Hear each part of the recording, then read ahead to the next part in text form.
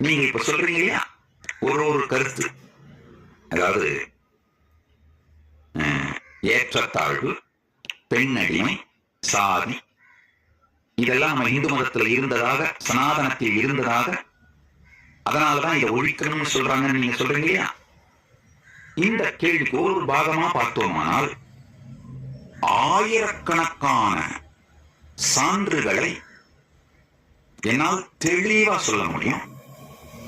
நமக்குள் ஏற்றத்தாழ்வும் இருந்ததில்லை, பெண்ணடிமைத்தனமும் இருந்ததில்லை, சாதியும் இருந்ததில்லை. நன்றாக புரிந்து கொள்ளுங்கள். நாம இதை டிஃபெண்ட் பண்ண போனாலே நாம தோற்றுவோம். முதல்ல உங்களை எப்படி எப்படிலாம் பிரெயின் வாஷ் பண்ணிருக்காங்கன்றத புரிஞ்சுக்கோங்க. டிஃபெண்ட் பண்ணிட்டே இருந்தீங்கன்னாலே தோத்துருவீங்க.